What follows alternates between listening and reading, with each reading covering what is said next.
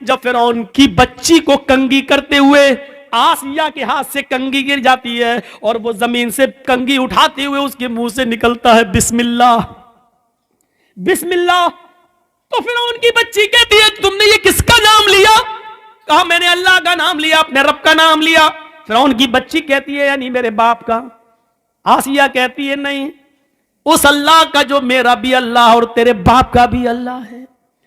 پھر اس نے اپنے باپ سے اپنی آسیہ کی شکایت کی، فرعون نے طلب کر دیا۔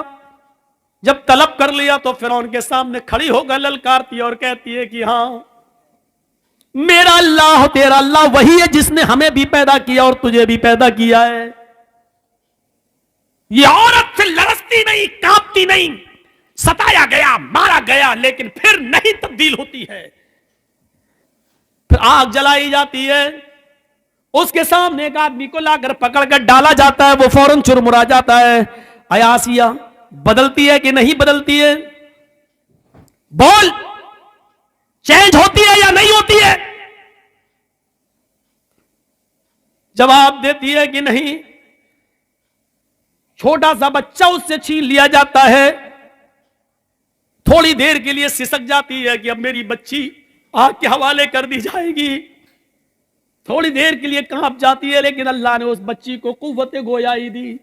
ماں ڈرو نہیں، ہمیں جلایا جائے گا لیکن یہ تکلیف تھوڑی دیر کے لیے ہے، جنت کی نعمتیں ہمارا انتظار کر رہی ہے۔ ماں کود جانا، چھلانگ لگا دینا۔ جب چھوٹی سی بچی یہ بولی تو ماں میں اور ہمت پیدا ہو گئی، ماں کو بھی جلا دیا گیا، بچی کو بھی جلا دیا گیا۔ اگر شیطان کا جال کہا ہے تو وہ اپنے مکر و فریب کی وجہ سے، لیکن عورت وہ ہے جب اس کے اندر ایمان جاگتا ہے تو فرعون کے سامنے بھی وہ للکارتی ہے، اس کے سامنے نبرد آزما رہتی ہے اور فرعون کو اللہ ماننے سے انکار کر دیتی ہے۔ عورت میں جب ایمان پیدا ہوتا ہے تو وہ اسماء بنتی ہے، اور وہ اسماء بنتی ہے ابو بکر کی سالی عائشہ کی بہن، ابو بکر کی بیٹی عائشہ کی بہن اور محمد رسول اللہ کی سالی۔ غور کرو، جب اس کے بیٹے عبداللہ کو حجاج ابن یوسف نے تیر مار کے زخمی کر دیا اور اس کی گردن کاٹ دی اور کعبے کی دیوار پہ لٹکا دیا، بلایا اسماء کو، بلاؤ۔ 100 سال کی ہو چکی تھی اس وقت اسماء، کمر جھک چکی تھی، لاٹھی لے کر چلتی تھی۔ اے حجاج تو نے کیوں بلایا؟ اے حجاج تو نے مجھے کیوں بلایا؟ کہا تیرا بیٹا قتل کر دیا گیا۔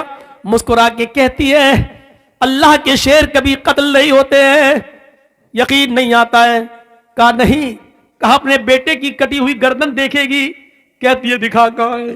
کعبے کی دیوار کی طرف اشارہ کیا کہ دیکھ۔ وہ بڑھیا کی کمر جھکی ہوئی تھی، صحیح سے گردن نہیں اٹھا پا رہی تھی، لاٹھی اس نے چھوڑ دی اور سیدھے کھڑی ہوئی، اللہ نے اس کی کمر کو سیدھے کر دیا، کھڑی ہو جاتی ہے۔ 100 سال کی بوڑھی ہے، ایک بھی دانت نہیں گرائے، آنکھوں کی روشنی کم نہیں ہوئی ہے، اپنے بیٹے کی کٹی ہوئی گردن کعبے کی دیوار پہ دیکھتی ہے، پہلے ہنستی ہے پھر روتی ہے۔ حجاج نے پوچھا آئے اسماء، میں نے تجھے روکا تھا کہ اپنے بیٹے کو میرے خلاف بغاوت پر مت اتار، لیکن تو نہیں مانی، تو نے اپنے بیٹے کو زرہ پہننے تک سے منع کر دیا کہ بیٹے لوہے کی زرہ پہننے کی کیا ضرورت ہے، تیر سینے پہ لگتا ہے تو لگنے دے، تو نے میرے خلاف اس کو اکسایا، دیکھ اپنے بیٹے کی گردن لٹکی ہوئی اور آنکھ کیوں رو رہی ہے۔ یہ ہنسنے اور رونے کا سبب مجھے پتہ نہیں چلا، کیوں پہلے ہنستی ہے اور بعد میں روتی ہے۔ کہتی ہے حجاج یہ تو نہیں سمجھے گا۔ حجاج نے کہا وہی تو سمجھنا چاہتا ہوں، آئے اسماء جا رہی ہے تو جا، اپنے بیٹے کے یہ بیٹے کی گردن اس کی باڈی تیرے گھر پہنچا دی جائے گی، جنازہ ونازہ پڑھ کر اس کو دفنا دیا جائے، لیکن ہنسنے اور رونے کی وجہ بتا۔ تو یہی اسماء ہے جو ہنسنے کی وجہ بتاتی ہے کہ اے حجاج اپنے بیٹے کی خوش قسمتی پہ ہنس رہی ہوں، اور روئی اس لیے کہ وہ میری بدقسمتی ہے، اپنی بدقسمتی پہ رو رہی ہوں۔ حجاج نے کہا تیرے بیٹے کی خوش قسمتی کیا ہے؟ اس کی گردن تو کٹ گئی اور تو خوش قسمتی کہہ رہی ہے؟ اور تیری بدقسمتی کیا جو تو رو رہی ہے؟ اس نے کہا حجاج میرے بیٹے کی خوش قسمتی ہے کہ گردن کٹنے کے بعد، جان چھیننے کے بعد، اس کے جسم کو، اس کی گردن کو اس کے جسم سے الگ کرنے کے بعد، سب کچھ چھیننے کے بعد بھی تو نے میرے بیٹے کی مسکراہٹ نہیں چھین سکا ہے۔ آئے حجاج، کعبے کی دیوار پہ لٹکا ہوا میرے بیٹے کی گردن مسکراتے ہوئے کہہ رہی ہے ابھی شہید کے مرنے کا وقت نہیں آیا ہے۔ اللہ کی راہ میں جو قتل کر دیا جائے وہ مرتا کہاں ہے؟ وہ تو زندہ ہے۔ میرے بیٹے کی کٹی ہوئی گردن، ہنستا ہوا چہرہ یہ کہہ رہا ہے کہ میرا بیٹا مرا نہیں ہے، اب اس خطیب کے مرنے کا وقت نہیں آیا ہے۔ اچھا تو تیری بدقسمتی کیا ہے؟ آئے حجاج میں رو اس لیے رہی ہوں کیونکہ یہ میری بدقسمتی ہے کہ اللہ نے مجھے میری کوکھ سے ایسا بہادر ایک ہی بیٹا دیا ہے۔ اپنی بدقسمتی پہ اس لیے رو رہی ہوں کہ اگر میرے اور بیٹے ہوتے، 1000 بیٹے بھی ہوتے تو آج اپنے 1000 بیٹوں کی گردنوں کو کعبے کی دیوار پہ لٹکتا ہوا دیکھتی۔ میرے بھائیوں، جہاں اللہ کے نبی نے عورت کو شیطان کا جال کہا ہے، لیکن اس عورت کی خوبی دیکھو کہ وہ اپنے بیٹے کی شہادت پر مسکرا رہی ہے اور اپنے بیٹے کی کٹی ہوئی گردن کو دیکھتی ہے تو مسکراتی ہے اور اپنی بدقسمتی پر رو رہی ہے۔ ان عورتوں نے ایک نمایاں کارنامہ ادا کیا ہے، اپنے بیٹوں کو بہادر بنانے کا کارنامہ ادا کیا ہے۔ میرے بھائیوں، عورتیں کبھی کسی میدان میں پیچھے نہیں رہی ہیں، کبھی کسی میدان میں عورتیں پیچھے نہیں رہی ہیں، کبھی کسی جنگ میں عورتیں پیچھے نہیں رہی ہیں۔ اگر صحابہ کرام تیر و تلوار چلاتے تھے تو عورتیں پانی کی مشکیں اپنی پیٹھ پر لاد کر زخمیوں کو پانی پلاتی تھیں، ان کے زخمیوں کے مرہم اپنے ہاتھوں سے پھائے رکھ کر ان کے خون کے دھبوں کو پوچھتی تھی۔ عورتیں کبھی کسی میدان میں پیچھے نہیں رہی۔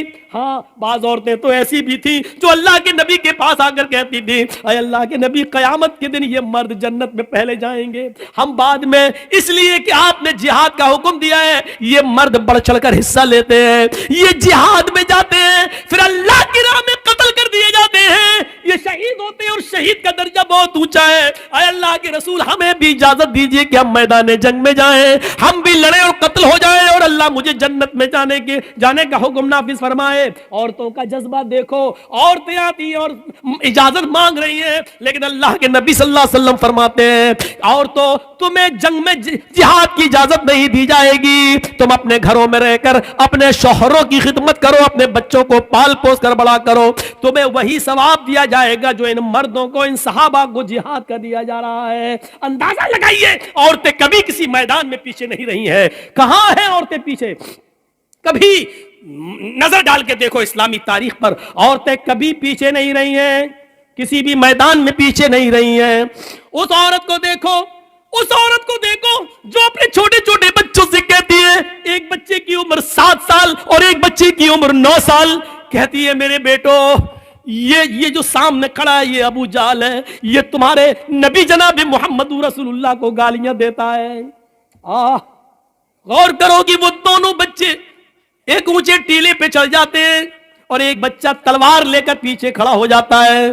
ایک کا نام ہے معاذ اور ایک کا نام ہے معوذ، ایک کی عمر ہے 7 سال اور ایک کی عمر ہے 9 سال۔ ایک بچہ پہاڑی پہ چڑھا ہے، ایک بچہ تلوار پیچھے چھپائے ہوئے کھڑا ہے زمین پر۔ جیسے ابو جہل گھوڑا دوڑاتے ہوئے آتا ہے، اوپر والے بچے نے دیکھا کہ بالکل قریب آ گیا ہے، باز کی طرح جھپٹا اوپر سے چھلانگ لگاتا ہے اور ابو جہل کے گھوڑے پر گر کر ابو جہل کو نیچے گرا دیتا ہے۔ جیسے ابو جہل کو نیچے گراتا ہے، 9 سال کا بچہ اس کی گردن پر تلوار مارتا ہے اور ابو جہل کی گردن کو کاٹ دیتا ہے۔ میرے بھائیوں، پوری گردن الگ نہیں کرتا ہے اور پیٹ پر وار کرتا ہے، گردن پہ تلوار چلاتا ہے۔ ابو جہل بالکل مرنے کے قریب ہے۔ معاذ کہتا ہے کہ ابو جہل کو میں نے قتل کیا، معوذ کہتا ہے کہ اس کو میں نے مارا۔ وہاں چند صحابہ کھڑے تھے، کہہ رہے ہیں کہ کیوں لڑتے ہو؟ تم نے کود کر اس کو گرایا، اس نے تلوار چلائی، اگر تم نے نہ گرایا ہوتا تو یہ کیسے مارتا؟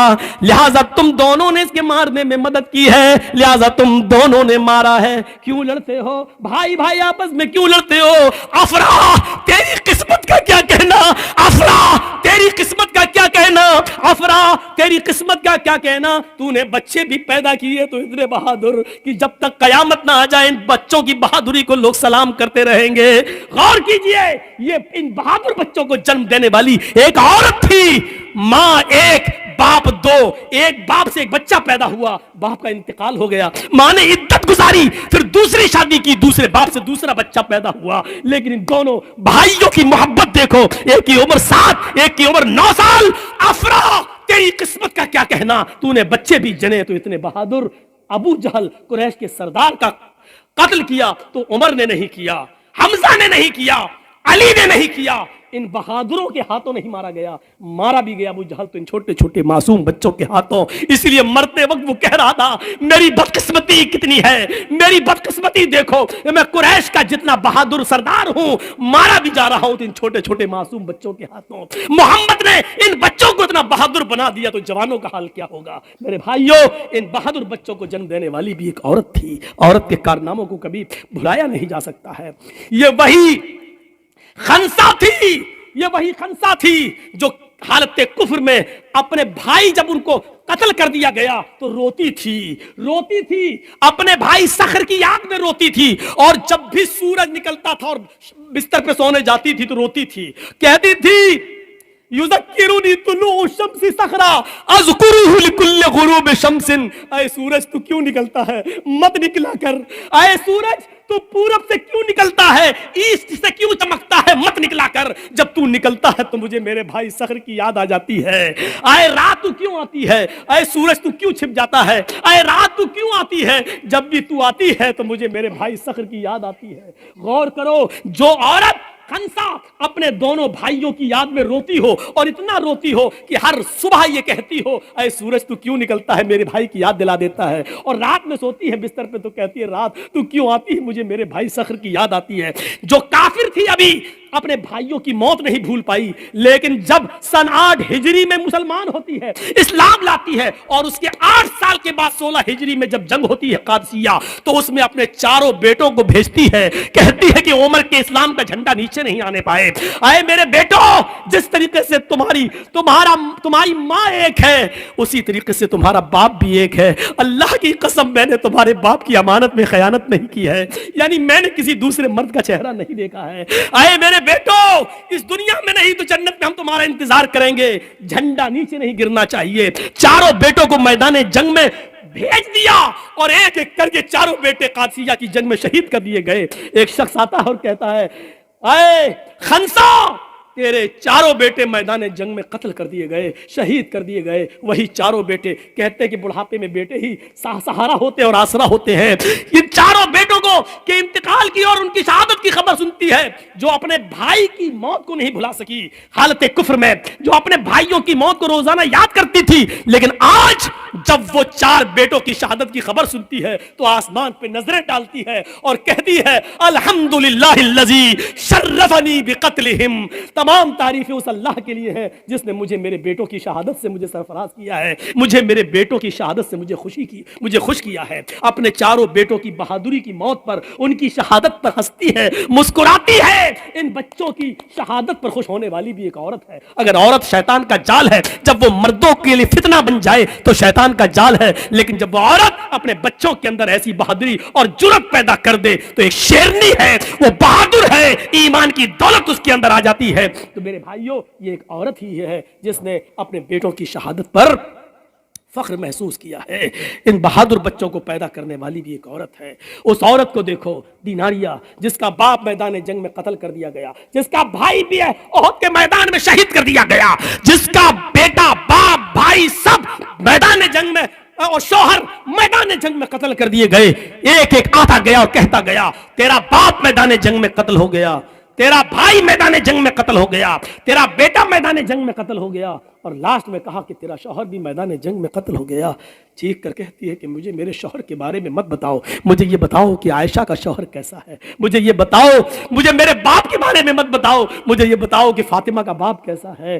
جب چاروں شہادتیں ہو گئیں تو نظریں آسمان پہ ڈال کے کہتی ہے الہ العالمین, جو کچھ تھا تیری راہ میں قربان کر دیا, کل جب تو ان کو جنت میں داخل کرے تو میں نے بھی بہت کچھ کھویا ہے, اللہ ان کے ساتھ مجھے بھی جنت دے دینا, کیونکہ میں نے بھی بہت کچھ کھویا ہے. اپنے شوہر, اپنے باپ, اپنے بھائی اور بیٹے, ان کی شہادت پر घबराती नहीं है और ये कह रही है कि मोहम्मद सल्लल्लाहु अलैहि वसल्लम कैसे हैं। जवाब दिया अल्हम्दुलिल्लाह, उनको कुछ नहीं हुआ। कहा नहीं, मुझे चल के दिखा। जब मेरे बाप को कुछ नहीं, मेरा बाप शहीद, मेरा बेटा शहीद, मेरा भाई शहीद, मेरा शौहर शहीद, और तू कह रहा नबी को कुछ नहीं हुआ, मुझे शक्ल दिखा। उस नौजवान ने कहा माँ आ मेरे घोड़े पर बैठ। उसने घोड़े पे बिठाया, खेमे पे ले गया और उसने पर्दा हटाया। देख मोहम्मद रसूलुल्लाह ठीक है। उसने उस चांद से चेहरे को देखा जिस चेहरे को देखकर कभी हस्सान इब्न साबित ने कहा था वो अहसना मिनका लम तरा कत्तु आईनी व अजमला मिनका लम तलिद निसा। ऐसा खूबसूरत बेटा, ऐसा हसीन बेटा, वो अहसना मिनका लम तरा कत्तु आईनी, मेरी आंखों ने आपसे ज्यादा हसीन किसी को देखा ही नहीं। और ऐसा खूबसूरत बेटा मैं आज तक दुनिया की किसी औरत ने पैदा ही नहीं किया जैसे मोहम्मद है। उस चेहरे को देखकर कभी हस्सान ने कहा था, उस चेहरे पे नजर पड़ती है, बाप का गम भूल गई, बेटे का गम भूल गई, भाई का गम भूल गई, पति का गम भूल गई, और चीख कर कहती है कुल्लु मुसीबतिन बादा का जलल, कुल्लु मुसीबतिन बादा का जलल, कुल्लु मुसीबतिन बादा का जलल। आज मेरी सारी मुसीबतें दूर हो गई मोहम्मद, तेरा चेहरा देखकर। मैं बाप का गम भूल गई, मैं शौहर का गम भूल गई, मैं भाई का गम भूल गई, मैं सबका गम भूल गई। ये औरत भी थी, ये औरत, मेरी माँ बहनों, इन औरतों पर दुनिया फख्र कर रही है। तुम्हारे नंगेपन और बेहुदापन पे कौन फख्र करेगा? तुम ये मजाक उड़ता रहेगा, एहतिजाज होते रहेंगे और जुलूस होते रहेंगे, ये सब अपना काम होता रहेगा। अब जिंदगी चंद दिनों की रह गई है, कुछ बनकर दिखा दो, कुछ साबित करके दिखा दो। अगर दुश्मन हिजाब को उतरवाने के चक्कर में पीछे पड़े हुए हैं, तुम अपने अमल से हिजाब की हिफाजत करके दिखा दो, तब तो माना जाएगा कि तुम इस्लाम की शेरनी हो, इस्लाम के मुताबिक अपनी जिंदगी गुजारना चाह रही हो। मैं तो कहना चाहता हूं कि जब जब दुश्मन हमारे किसी अमल पर कीचड़ उछाले, हमें उस अमल में आगे बढ़ जाना चाहिए, हमें उस अमल को और करके मजबूती के साथ दिखाना चाहिए कि हम अमल के किरदार के नमूने में आए और हमारा अमल देखकर दुनिया खुद ब खुद मजबूर होती जाए कि इनको समझाना बेकार है, ये लोग दीन से समझौता नहीं कर सकते हैं, ये लोग इस्लाम के साथ कंप्रोमाइज नहीं कर सकते हैं। मेरी माँ बहनों, जितना हिजाब का मजाक उड़ाया जाए उतना ही तुम हिजाब करके दिखा दो, ताकि दुश्मन ये कहने पर मजबूर हो जाए कि हमने बेकार हिजाब का मसला उठाया। अभी तो हम चंद लड़कियों से हिजाब उतरवाना चाहते थे, अब तो पूरी मुस्लिम कम्युनिटी हिजाब के अंदर आ गई। तो ये चीज आएगी तो तुम्हारी हिफाजत भी होगी और दुश्मन भी समझने पर मजबूर हो जाएगा कि अब इनसे झगड़ना अच्छा नहीं है, अब इनके मुंह लगना अच्छा नहीं है। हम इस्लामी लेबल पर बात कर रहे हैं।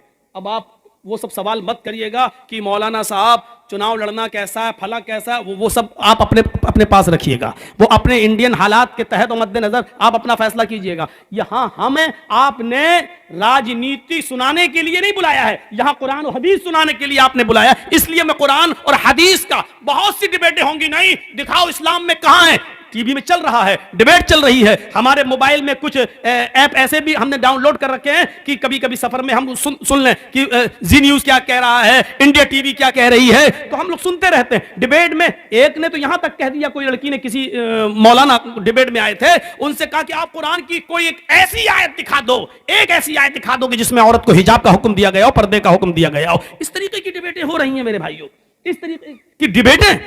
अलमरा तो औरतुन, औरत औरत है, पूरी की पूरी छिपाई जाने की चीज है। अन्निसा औरतुन, औरतें सतर हैं, यानी सारी औरतों को अपना जिस्म छिपाना होगा, सर से लेकर पैर तक अपने आप को गैर मर्दों के सामने छुपाना होगा। गैर मर्दों के सामने वो नहीं आ सकती हैं। कुरान करीम जनाब मोहम्मद रसूलुल्लाह सल्लल्लाहु अलैहि वसल्लम की बीवियों को भी हुक्म देता है। सुनिए, कुरान नबी की बीवियों को भी हुक्म देता है, या निसाअन नबी लस्तुन्ना कअहदिम मिनन निसाई इन इत्तक़ैतुन्ना फला तग़ज़ाना बिल क़ौल फयतमअल्लज़ी फ़ी क़ल्बिही मरज़ वला तबर्रजन तबर्रुजल जाहिलियतिल ऊला। कुरान नबी की बीवियों से कहता है, आए नबी की बीवियों, या निसान नबी, आए नबी की औरतों, आए नबी की बीवियों, उसमें खदीजा भी शामिल है, अगरचे वो इस दुनिया में नहीं है, आयशा भी हैं, सौदा भी हैं, ज़ैनब बिन्त जहश भी हैं, उम्मे सलमा भी हैं, उम्मे हबीबा भी हैं, नबी अकरम की सारी बीवियां शामिल हैं। और कुरान नबी की बीवियों से, अल्लाह नबी की बीवियों को हुक्म दे रहा है, आए नबी की बीवियों, आए नबी की عورتوں، اے نبی کی وائفز، اے نبی کی بیویوں، تم عام عورتوں کی طرح نہیں ہو، تم اور دنیاوی عورتوں کی طرح نہیں ہو. یا نساء النبی لستن کاحد من النساء، تم دنیا کی اور عورتوں کی مثل نہیں ہو، ان کی طرح نہیں ہو. ان اتقیتن، اگر تم اللہ سے ڈرتی ہو تو، اگر تم اللہ والی ہو تو، اگر اللہ کا خوف تمہارے اندر ہے تو تم اور عورتوں کی طرح نہیں ہو. فلا تخضعن بالقول، اے نبی کی بیویوں، اگر تمہارے پاس کوئی آ جائے اور تم سے گفتگو کرنے لگے تو تم ماں ہو سب کی، اس لیے اے نبی کی بیویوں، جب تم سے کوئی آدمی بات کرنا چاہے، گفتگو کرنا چاہے تو تم ان سے گفتگو کر سکتی ہو، بات چیت کر سکتی ہو، لیکن بات چیت کرتے ہوئے تمہارا لہجہ نرم نہیں ہونا چاہیے. فلا تخضعن بالقول، تمہاری بات چیت میں نرمی نہیں ہونی چاہیے، تمہاری بات میں مٹھاس نہیں ہونی چاہیے. جب تم کسی سے گفتگو کرو تو تمہاری آواز میں سریلا پن، میٹھا پن نہیں ہونا چاہیے، بلکہ معمولی سختی ہونی چاہیے، لہجے کے اندر تھوڑا کڑک پن ہونا چاہیے. اگر تم نرمی سے بات کرو گی، اگر تم سویٹ بن کر، سافٹ ہو کر تم کسی سے گفتگو کرو گی، فَيَطْمَعَ الَّذِي فِي قَلْبِهِ مَرَضٌ، تو جن مردوں کے دلوں میں بیماری ہے، عشق کا بھوت اور پیار کا بھوت بہت جلدی ان پر چڑھتا ہے. فَيَطْمَعَ الَّذِي فِي قَلْبِهِ مَرَضٌ، جن کے دلوں میں بیماری ہے وہ تمہارے سافٹ آواز سے، وہ تمہاری نرم و ملائم لہجے سے طرح طرح کے خیالات اپنے دل میں پال لے گا، طرح طرح کے وچار اپنے دماغ میں رکھ لے گا، اپنے مائنڈ میں لے آئے گا. اے نبی کی بیویوں، جب تم کسی سے بات کرو تو تمہاری آواز میں نرمی نہیں ہونی چاہیے. فَيَطْمَعَ الَّذِي فِي قَلْبِهِ مَرَضٌ، ورنہ بیمار دل والے تمہاری سافٹ سے، تمہارے نرم لہجے سے وہ اپنے دماغ میں، اپنے مائنڈ میں غلط خیالات پیدا کر لیں گے. یعنی شاید یہ سوچ لیں، ہوتا نا کسی نے جی ہاں ہنس کے مسکرا کے تھوڑی سی بات کر لیں تو اب بار بار فون ہوتا ہے، رانگ نمبر لگ گیا. ہم کو پڑھا رہے ہو، یہ رانگ نمبر جو بار بار لگ رہا ہے کیوں لگ رہا ہے؟ کیوں؟ یہ اسی سافٹ پن کا نتیجہ ہے. اگر پہلی بار لڑکی فون اٹھا کے کہے کون، کیا بات ہے، یہ رانگ نمبر لگا کیسے، کیوں آیا ہے، چلو ٹھیک ہے پہلی بار آ گیا، آئندہ نہیں آنا چاہیے، بس ہو گیا ختم. گالی بھی نہ دو، ہٹ ہٹ چل، یہ بھی مت، یہ کچھ کہنے کی ضرورت نہیں ہے، بس آواز میں تھوڑی سی سختی ہو، نرم لہجہ نہ ہو، دوبارہ آپ کے پاس فون نہیں آئے گا. ارے بڑی ٹائٹ ہے. فَيَطْمَعَ الَّذِي فِي قَلْبِهِ مَرَضٌ، اے نبی کی بیویوں، اس طریقے کی بات نرم لہجہ نہیں ہونا چاہیے. وَقَرْنَ فِي بُيُوتِكُنَّ، اور اپنے گھروں کو مضبوطی کے ساتھ لازم پکڑ لو، اپنے گھروں سے بلا ضرورت تم باہر نہ نکلو. بہت سخت ضرورت ہو، بیمار ہو، ڈاکٹر کو دکھانے جانا ہے تو آپ جا سکتی ہو. اب ہر سنڈے کو ہی نہیں جاؤ، ہر سنڈے کو اپنے مائکے جانا ہے. آج کل سوشل میڈیا پہ بڑے بڑے وہ آ جاتے ہیں نا کبھی کبھی لطیفے، سنڈے کو شاپنگ، ہفتے کو ہم بازار جائیں گے، سنڈے کو اماں کے ہاں جائیں گے، منڈے کو فلاں جگہ جائیں گے. ہیں اپنے پتی سے کہتی جا رہی ہے، پتی نے سب سن لیا، کہنے لگا جی جمعے کو میں مسجد جاؤں گا. بیوی بولی وہ کیوں؟ کہا بھیک مانگنے. جب 6 دن تمہارے ساتھ اتنی جگہ جاؤں گا تو پھر اب رہ کیا گیا، 7واں دن اب ہے تو اب مسجد چلا جاؤں گا کٹورا لے کے بھیک مانگوں گا. 6 دن کا حساب تم نے جڑا دیا، 1 دن کا ہم نے جڑا دیا، اب رہ کیا گیا، جمعہ بچہ تو ہم مسجد میں چلے جاتے. حقیقت ہے کہ اتنے دنوں میں تو ہوئی. عجیب حالات ہیں. ہماری ماں بہنوں کو ایک تو اپنی زبان پر لگام دینا ہوگا، بولتی بہت ہے، کچر کچر کچر کچر کچر، رک نہیں سکتی. شاید آپ نے سنا ہوگا کہ آم کے پیڑ کے نیچے 2 عورتیں باتیں کر رہی تھیں، اچانک ایک آم ٹوٹ کے گرا. ایک عورت دوسری سے کہنے لگی ارے یہ اوپر سے کیسے گر گیا؟ دوسری کچھ بتانے ہی والی تھی کہ آم خود بول بیٹھا، تم دونوں کی باتیں سن کر میں پک گیا اس لیے گر گیا. تم دونوں کی چیچے میں سن کر میں پک گیا اس لیے گر گیا. پکنے کے بعد ہی آم گرتا ہے کہ میں پک گیا اور گر گیا. تو اتنا بھی کچر کچر نہیں ہو کہ دوسرا آدمی پک جائے اور بول پڑے. تو ایک تو اپنی آواز پر کنٹرول کرنا ہوگا، اور ایک اس چیز پہ کنٹرول کرنا ہوگا वला वकरना फी बुयूतिकुन्ना, अपने घरों को लाजिम पकड़ लो, मजबूती के साथ पकड़ लो। वला तबर्रुजना तबर्रुजल जाहिलियतिल ऊला, और आए नबी की बीवियों, जमाने जाहिलियत का बनाओ सिंगार करके बाहर ना निकला करो, बेहुदा कपड़े पहनकर नहीं, जमाने जाहिलियत का फैशन करके घर से बाहर मत निकलो। वला तबर्रजना तबर्रुजल जाहिलियतिल ऊला, क्या मतलब? जमाने जाहिलियत की गंद मत फैलाओ। ये अल्लाह ने हुक्म किसको दिया? नबी की बीवियों को। गौर करो, अल्लाह अगर किसी को इजाजत देता फैशन करने की और घर से बाहर जब चाहा तब निकल जाने की, तो अल्लाह ताला नबी की बीवियों को इजाजत देता, इसलिए कि नबी की बीवियों से ज्यादा पाक दामन औरत कोई हो ही नहीं सकती। और दूसरी बात, नबी की बीवियों को इसलिए भी हुक्म मिल सकता था कि वो तो तमाम दुनिया के मुसलमानों की मां है, और मां बेटे के दरमियान तो कोई पर्दा होता ही नहीं है, लेकिन इसके बावजूद अल्लाह ताला ने नबी की औरतों को पर्दे में रहने का हुक्म दिया है। और क्या कहा? अपने घरों को लाजिम पकड़ो। जब नबी की बीवियों को पर्दे का हुक्म है, कुरान करीम एक दूसरी जगह कहता है, या अय्युहन नबी, कुरान एक दूसरी जगह कहता है, वइज़ा सअलतुमूहुन्ना मताअन फसअलूहुन्ना मिन वराइल हिजाब। कुरान करीम की इस आयत पर गौर करो। आज हम कुरान की जितनी आयतें पढ़ रहे हैं, शायद हमने इतनी आयतें किसी जलसे में, किसी तकरीर में पढ़ी हो। आपको आज आयतें सुना रहे हैं, सुनते जाइए, इसके बाद एक दो हदीसों पर भी आता हूं। अल्लाह कुरान क्या कह रहा है? वइज़ा सअलतुमूहुन्ना मतान, जब तुम कोई सामान मांगो, तुम्हें किसी चीज की जरूरत पड़ जाए और तुम किसी के दरवाजे पर पहुंच जाओ, तो आए दरवाजे के अंदर घरों में रहने वाली हो तो कुरान का आदेश देखो, कुरान का हुक्म देखो। बेटा तुम्हारी ड्यूटी क्या लग गई? इतना सा बच्चा वीडियो बना रहा है, बताओ हो गया काम इसका? तो जो घरों में बैठी हुई हैं औरतें, उनको हुक्म है, अगर तुम्हारे पास कोई आए और तुमसे सवाल करे किसी चीज का, तुमसे मांगे कोई चीज, दरवाजा खोल के फट लो हाँ नहीं।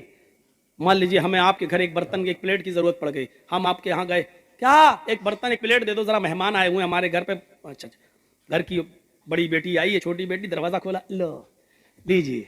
आजकल ये सिस्टम है। कुरान क्या कह रहा है? वइज़ा सअलतुमूहुन्ना मतान, अगर तुम किसी चीज का सवाल करो, कोई चीज तुम्हें मांगने की जरूरत पड़ जाए किसी घर, तो घर में रहने वाली औरतों को हुक्म दिया है, आए औरतों तुम अपने घरों में रहना, और जो मांग रहे उनको हुक्म दिया, फसअलूहुन्ना मिन वराइल हिजाब, तो उन घरों में रहने वाली औरतों से पर्दे के पीछे से मांगना।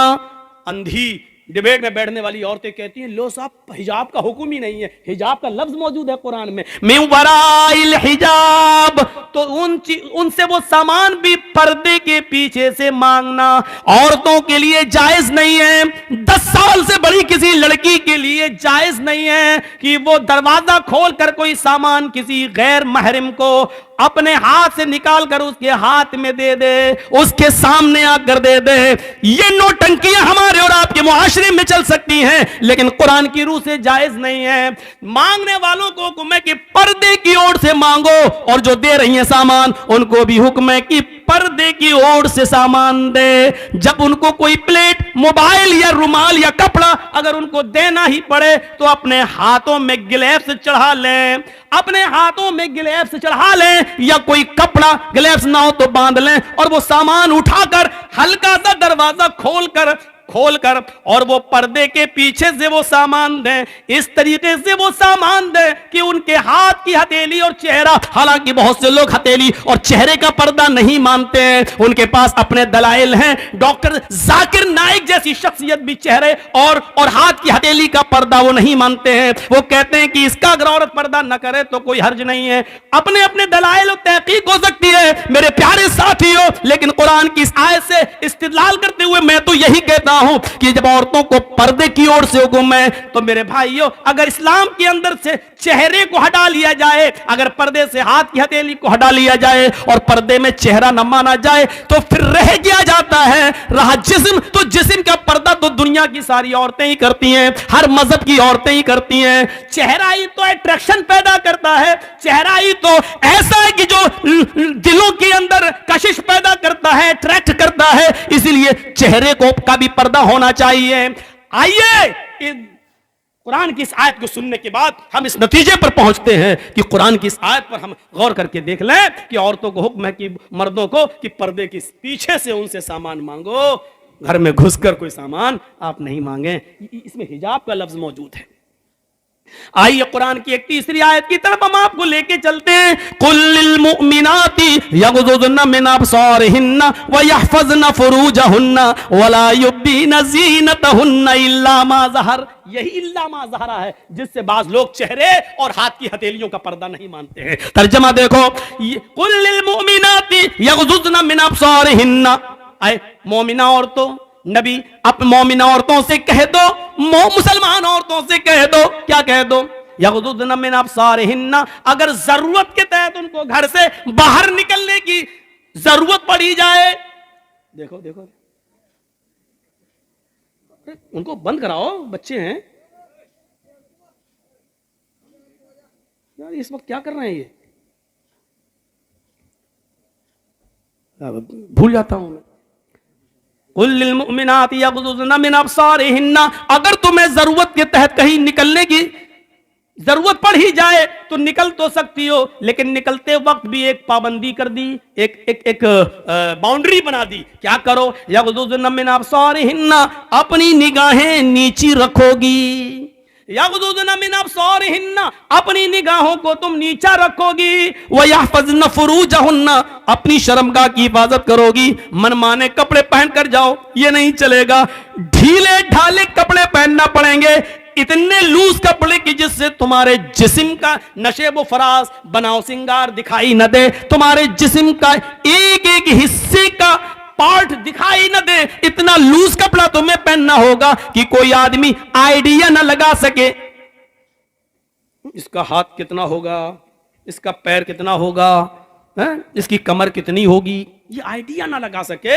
وَيَحْفَظْنَ فُرُوجَهُنَّ, تمہیں اپنی سطر اپنی شرمگاہ کی حفاظت کرنا ہوگی. وَلَا يُبْدِينَ زِينَتَهُنَّ, جتنا بھی زیب و زینت, جتنا بھی بناؤ سنگار, جتنی بھی لپسٹک, جتنی بھی کریم, جتنی بھی پاؤڈر, جتنا بھی زیور اور جتنا بھی خوبصورت اور اٹریکٹ کرنے والے کپڑے تمہیں پہننا ہو, اپنے گھر میں پہن سکتی ہو, اپنے شوہر کے سامنے پہن سکتی ہو, جتنی کریم لپسٹک لگا سکتی ہو لگا لو, جتنا میک اپ کرنا چاہو کر سکتی ہو. لیکن جب ضرورت کے تحت گھر سے باہر نکلو تو وَلَا يُبْدِينَ زِينَتَهُنَّ, تو تمہارے بناؤ سنگار, تمہاری زیب و زینت غیر مردوں کے سامنے ظاہر نہیں ہونی چاہیے, غیر مردوں کے سامنے نہیں آنی چاہیے.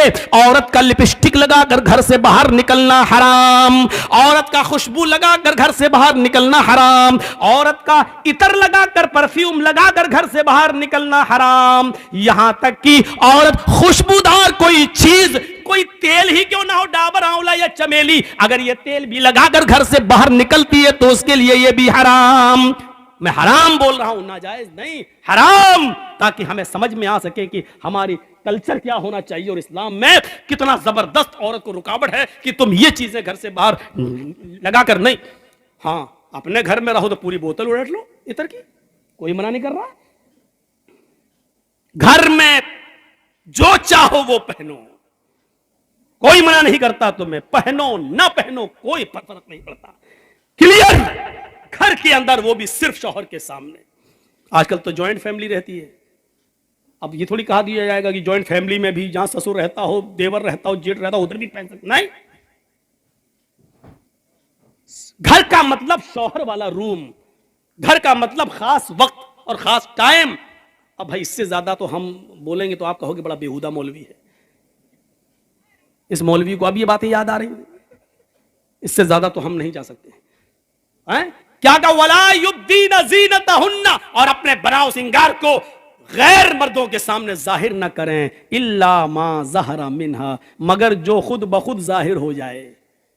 اب خود بخود ظاہر ہونے کا مطلب کیا ہے؟ عورت بیچاری پلیٹ اتار رہی ہے اوپر سے، کمرے میں آپ اور آپ کا دوست بیٹھا ہوا ہے، لیکن بیوی پردہ اردہ کر کے آئی، سب کچھ آئی، اب وہ پلیٹ اتار رہی ہے اوپر سے، اب اس کی آستین سڑک کے ادھر آ گئی، مطلب پہنے ہوئے قمیض سڑک کے ادھر آ گئی، تو یہ خود بخود ظاہر ہو گیا. تو الا ما ظہر منہا، یہ چیز ہے کہ اب پلیٹ اتار رہی ہے یا کوئی چیز اتار رہی ہے، اس میں اب آستین نیچے آ جائے اور ہاتھ کی ہتھیلی یا تھوڑی سی کلائی وغیرہ نظر آ جائے تو اس میں کوئی حرج نہیں ہے، کیونکہ یہ چیز خود بخود ظاہر ہو گئی ہے، تمہارا ارادہ نہیں تھا ظاہر کرنے کا.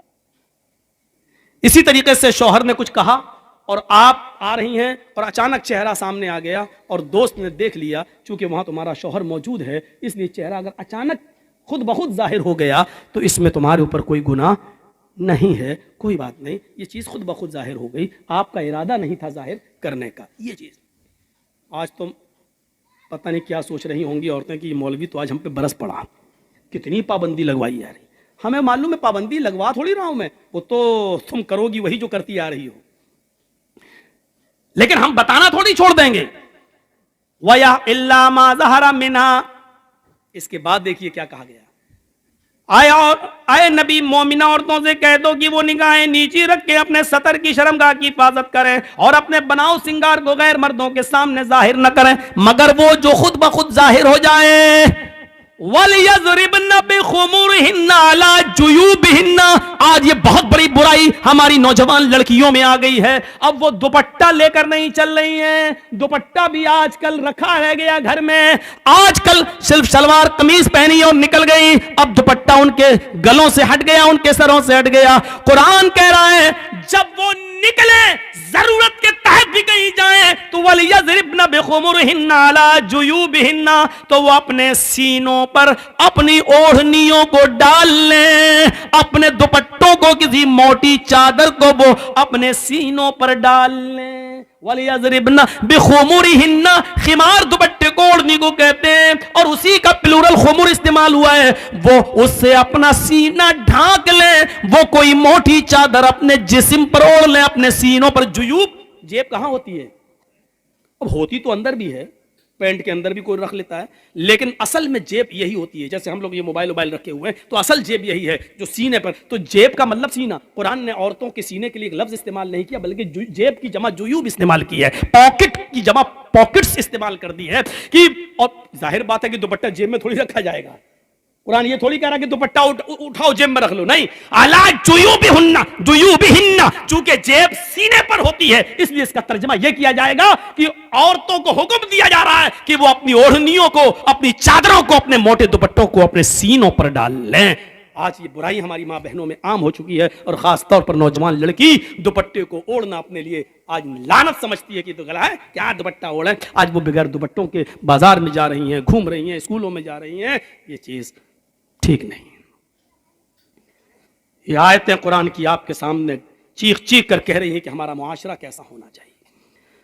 اللہ کے نبی صلی اللہ علیہ وسلم نے فرمایا ان اول ما یرفع عن هذه الامه الحیاء والامانۃ، قیامت کی جو نشانیاں، سنیے، قیامت کی جو نشانیاں پھیلیں گی، قیامت کی جو علامتیں ظاہر ہوں گی، ان میں سب سے پہلی جو نشانی ظاہر ہوگی وہ یہ ہوگی ان اول ما یرفع عن هذه الامه، اس امت سے، ہمارے مسلمانوں سے، امت محمدیہ سے قیامت کی نشانیوں میں سب سے پہلے جو ظاہر ہوگی، ہماری امت سے سب سے پہلے جو چیز اٹھائی جائے گی، ان اول ما یرفع عن هذه الامه الحیاء والامانۃ، وہ حیا ہوگی اور امانت ہوگی.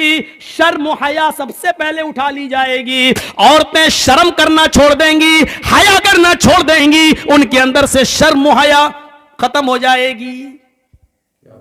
آج کل بھابھی دیور سے کہے کون سی شادی پسند کرو گے، لو میرج کے ارینج میرج، اب شرم کیا رہ گئی ہے. جس دیور کو بھابھی کے لیے موت کہا گیا ہو اور وہی بھابھی دیور کے ساتھ موٹر سائیکل پہ بیٹھ کے کلیجہ چک جاتی ہو. तो आप क्या कहोगे? जिस बहनोई के लिए साली के लिए बहनोई को मौत कहा गया हो, वो साली अपने बहनोई की मोटरसाइकिल पर बैठकर या गाड़ी पर बैठकर मालदा और फरक्का जाती हो या कलकत्ता जाती हो, और ताज्जुब ये कि बेशर्मी की हदें पार करते हुए उस साली का बाप यानी ससुर अपने दामाद को खुद ये कहता हो, और बीवी अपनी बहन को अपने शौहर के साथ खुद भेज देती हो, तो फिर शर्म और हया रह कहां गई है? सुनना पड़ेगा, ये सख्त जुमले हैं, सुनना पड़ेगा, तुम्हें नहीं तुम्हारे बाप को भी सुनना पड़ेगा, क्योंकि ये हक, ये अथॉरिटी, ये पावर मुझे इस्लाम ने दिया है, जो मुझसे कोई नहीं छीन सकता है। मेरे भाइयों, जिस तरीके से देवर की बाइक पर भाभी का बैठकर जाना हराम है, उसी तरीके से बहनोई के साथ साली का मोटरसाइकिल पर गाड़ी पर बैठकर अकेला सफर करना भी हराम है। दोनों मुजरिम हैं और इस्लाम की नजर में दोनों गलत हैं और दोनों हराम है। अब सबकी नजरें जा रही होंगी, हाँ कौन लेके जाता है अपनी साली को? सबके दिमाग घूम रहे होंगे, कौन है जो अपनी भाभी को लेके जाता है? बहुत से हैं, स्कूल में पढ़ाती हैं, टीचर हैं। आदमी तो बेचारा सुबह दुकान पे चला गया, छोटा भाई भाभी को पहुंचाने जा रहा है स्कूल, लेने भी जा रहा है स्कूल। अगर देवर और भाभी का रिश्ता इतना पाकीज़ा होता तो अल्लाह के रसूल कभी देवर के लिए मौत का लफ्ज इस्तेमाल ना करते। सोचिए, इस मौत के लफ्ज को कायनात की सबसे बड़ी हस्ती जनाब मोहम्मद रसूलुल्लाह सल्लल्लाहु अलैहि वसल्लम इस्तेमाल कर रहे हैं। सुनना पड़ेगा।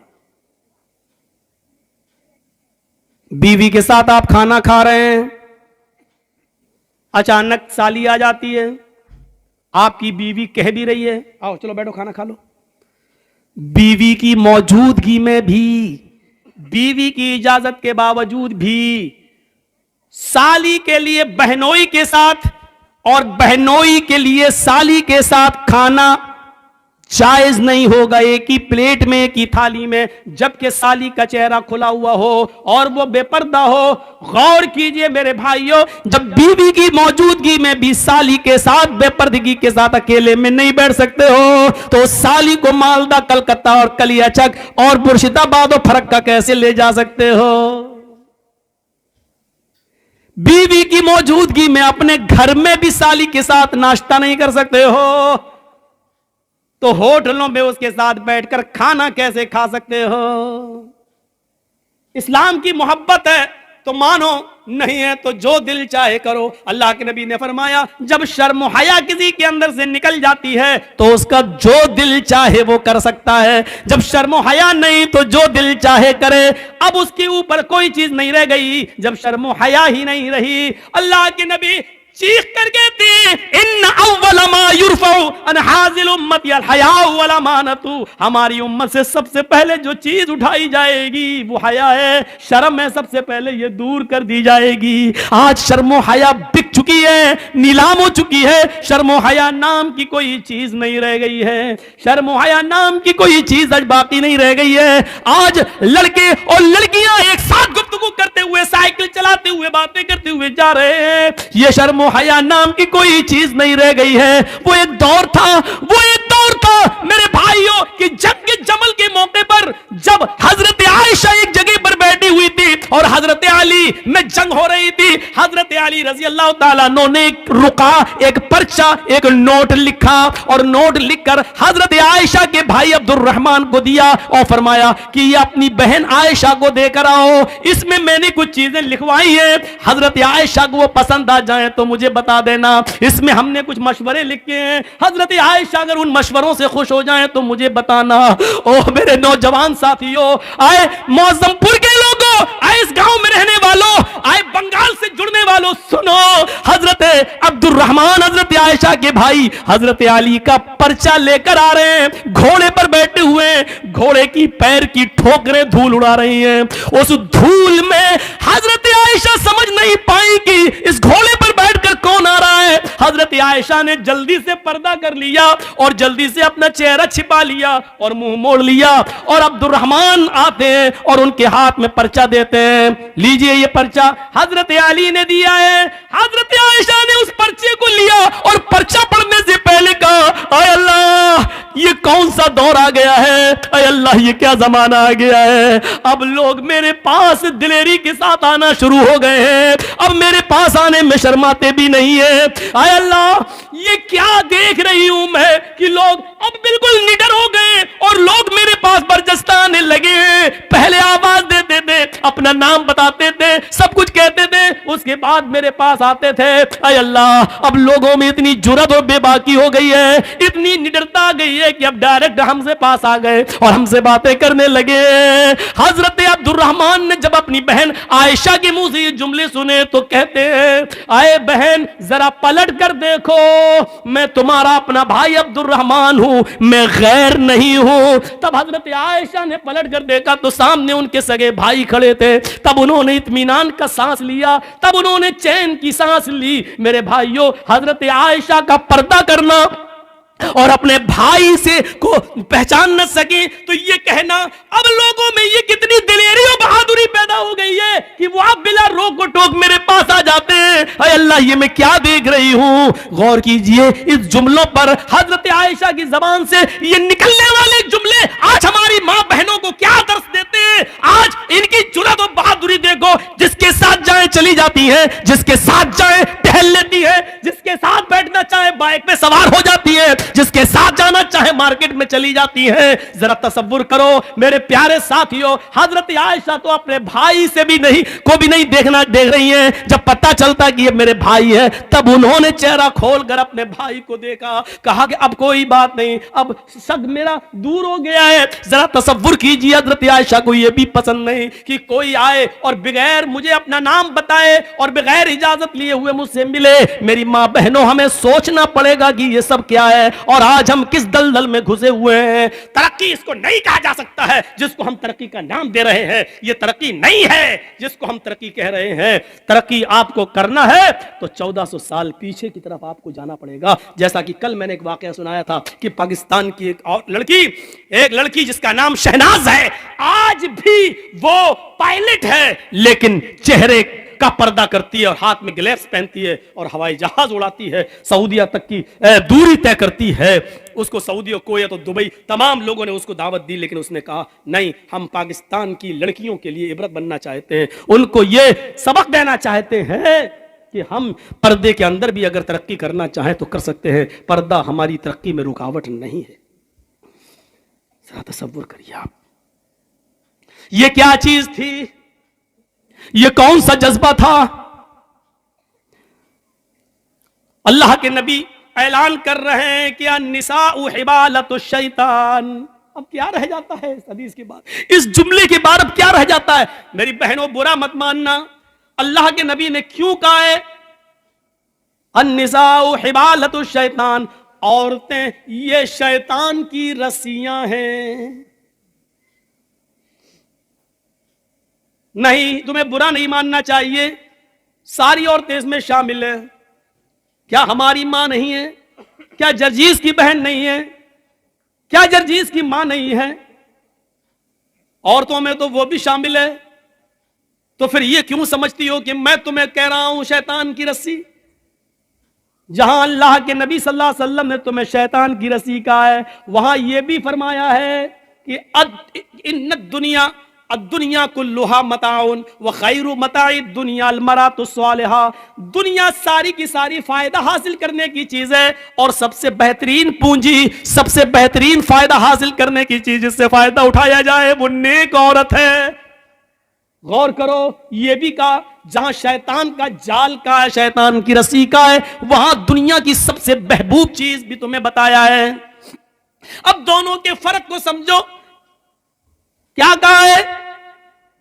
النساء حبالۃ الشیطان لیصید بها الرجال، لیصید بها الرجال، شیطان کی رسیاں ہیں یہ عورتیں، اور شیطان اسی جال کو ڈال کر، اسی رسی کو ڈال کر مردوں کا شکار کرتا ہے۔ شیطان جب کسی آدمی کو پھانستا ہے تو اسی شکار کا استعمال کرتا ہے، اسی جال کو پھینکتا ہے، اسی کو خوبصورت بنا کر مردوں کے سامنے پیش کرتا ہے۔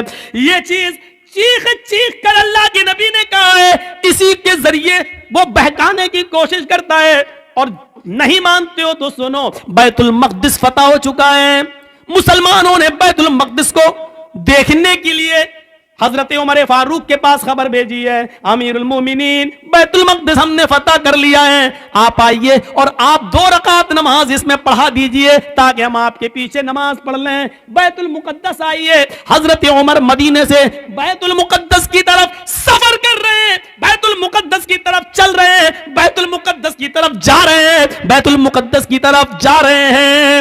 راستے میں یہودیوں کی بستی پڑتی ہے، عیسائیوں کی بستی پڑتی ہے. راستے میں یہودی بھی ہیں، عیسائی بھی ہیں، ان کی بستی پڑی ہوئی ہے. ان یہودیوں نے اور عیسائیوں نے اپنی اپنی لڑکیوں کو نیم برہنہ، آدھی ننگی لڑکیوں کو اپنے گھروں کی چھتوں پر کھڑا کر دیا ہے اور یہ کہہ رکھا ہے کہ دیکھو اگر عمر کا کوئی بھی ساتھی تم میں سے کسی کو آواز دے یا اشارے سے بلائے تو تم میں سے کوئی بھی منع نہ کرے، جس کو بلائے وہ اس کے ساتھ چلی جائے. اگر عمر کے کسی ایک آدمی نے تمہارے ساتھ منہ کالا کر لیا، عمر کے کسی ایک ساتھی نے اگر تمہارے ساتھ زنا کر لیا، عمر کے کسی ایک ساتھی نے بھی اگر تمہارے ساتھ جسمانی تعلق قائم کر لیا تو ہم کامیاب ہو جائیں گے. اپنے مقصد میں یہودیوں نے اور عیسائیوں نے اپنی لڑکیوں کو نیم برہنہ اپنے گھروں کی چھتوں پر کھڑا کر دیا. غور کرو، یعنی شیطان نے اپنا جال بچھا دیا صحابہ کو بدنام کرنے کے لیے، صحابہ کو برباد کرنے کے لیے، صحابہ کے ایمان کو جھنجھوڑنے کے لیے، صحابہ کے ایمان کو ختم کرنے کے لیے. ادھر حضرت عمر فاروق کو جب یہ پتا چلا کہ ان یہودی اور عیسائیوں نے ایسا کر لیا تو انہوں نے حکم دیا کہ لوگوں میں پیچھے پیچھے چلوں گا، آگے آگے نہیں. سنو، یہودیوں کی لڑکیاں گندے اشعار پڑھیں گی، اپنی طرف تمہیں بلائیں گی، اپنی طرف تمہیں مائل کریں گی، میک اپ کیے ہوئے ہوں گی اور نیم برہنہ ہوں گی.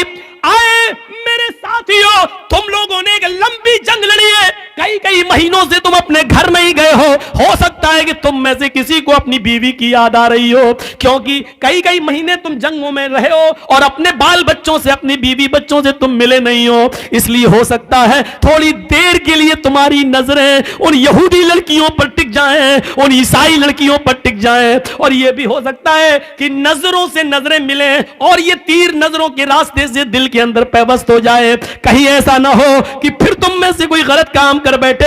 میں ننگی تلوار لے کر باہر پیچھے پیچھے چلوں گا، اگر تم میں سے کسی ایک کی نظر یہودی کی لڑکی پر اور عیسائیوں کی لڑکی پر پڑے گی تو میری تلوار اس کی گردن کی اوپر چلے گی. تمہارے قرآن کا حکم ہے قل للمؤمنات یغضضن من ابصارهن ويحفظن فروجهن ولا يبدين زينتهن، کہ تم جب بھی بازاروں میں یا کہیں چلو تو اپنی نگاہیں نیچی کر کے چلو. یہ عورتوں کا حکم ہے تو تمہیں بھی حکم ہے قل للمؤمنین یغضوا من ابصارهم. آئے محمد کے ساتھیو تم بھی نگاہیں نیچی کر کے چلو. تمہیں بھی حکم ہے اپنی نگاہیں نیچی رکھنا اور قرآن کی آیت پڑھتے ہوئے نکل جانا، کوئی کسی کی طرف نظر اٹھا کر نہیں دیکھے گا. حضرت عمر نے جب یہ خطبہ دیا سارے صحابہ نے اپنے دل کی گہرائیوں میں پیوست کر لیا اور چلنے لگے. جب چلتے چلتے یہودیوں کی بستی آئی، یہودیوں کی لڑکیاں اور عیسائیوں کی لڑکیاں اس منظر کو دیکھ رہی ہیں، اور جب یہ اس گاؤں سے گزرنے لگے، ان کی چھتوں کے پاس سے گزرنے لگے تو ان کے میک اپ لائٹ مارنے لگے، ان کی خوبصورتی چمکنے لگی، ان کے حسن و جمال انگڑائیاں لینے لگے میرے بھائیوں. اور ساتھ میں سریلی اور میٹھی آواز میں بجنے والے گانوں نے میرے بھائیوں کانوں کے اندر ایک عجیب کھنکھناہٹ پیدا کر دی. لیکن جب وہ گانا گا رہی تھی تو محمد کے ساتھی عمر فاروق کے یہ ساتھی چیخ چیخ کر قرآن کی آیت پڑھنے لگے قل للمؤمنین یغضوا من ابصارهم ويحفظوا فروجهم، قل للمؤمنین یغضوا من ابصارهم ويحفظوا فروجهم. تھوڑی دیر لگی ہے کہ آپ کا یہ قافلہ اور صحابہ کا یہ قافلہ تھوڑی دور نکل جاتا ہے. قرآن کی ان آیتوں کے آگے ان گانوں کی آوازیں مدھم پڑ جاتی ہیں، سلو ہو جاتی ہے. صحابہ کرام یہ قرآن کی آیتیں پڑھتے ہوئے آگے نکل جاتے ہیں. ان لڑکیوں کی طرف کبھی جھانک کر بھی نہیں دیکھا ہے. ان لڑکیوں نے سوچا ہمارے ماں باپ تو ہماری عزت کا سودا کرنے کے لیے تیار ہو گئے، لیکن उमर के साथियों ने हमारी तरफ नजर उठाकर भी नहीं देखा, हमारी इज्जत और आबरू को महफूज रखा, किसी ने हमारी इज्जत और आबरू से खिलवाड़ नहीं किया। लिहाजा यही वो लोग हैं जो आगे भी हमारी शर्मगाह की, हमारी इज्जतों की हिफाजत करेंगे, हमारी बॉडी और हमारी जिस्मों की हिफाजत करेंगे, जिन्होंने हमें घास नहीं डाली। अगर हम इनकी बीवी बन जाएं, हम इनकी रफीक हयात बन जाएं, हम इनकी शरीक हयात बन जाएं, तो ये हमारा कितना एहतराम करेंगे। वो अपनी चादरें ओढ़कर, अपना जिस्म छिपाकर घरों की छतों से नीचे उतरती हैं और भागती और दौड़ती हुई जाती है और कहती है, आए उमर के साथियों, आए उमर के साथियों, आए अमीरुल मोमिनीन के साथियों, अकेले कहां चले जा रहे हो? हमारी इज्जत व आबरू की हिफाजत करके हमारी तरफ नजरें उठाकर भी न देखे और चले जा रहे हो। हमारे माँ बाप ने तो हमारी इज्जतों का सौदा कर दिया था, लेकिन तुमने हमारी इज्जत व आबरू की तरफ नजर उठाकर भी नहीं देखा। तुम ही हमारी हिफाजत कर सकोगे।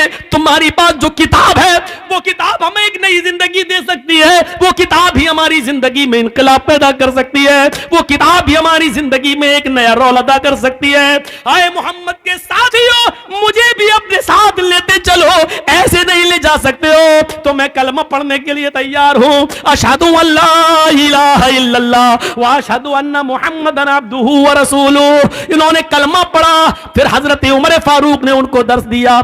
आए मेरी बहनों, तुमने कलमा पढ़कर इस्लाम कबूल कर लिया है, अब तुम अपनी बस्ती में रुकी रहो। हम बैतुल मुकद्दस से जब लौट कर वापस आएंगे और बैतुल मक़दिस से जब हम वापस मदीने की तरफ जाएंगे तो हम तुम्हारी शादियां करवाएंगे, हम तुम्हें किसी की बीवी बनवाएंगे और फिर तुम्हें भी अपने साथ लेकर चलेंगे।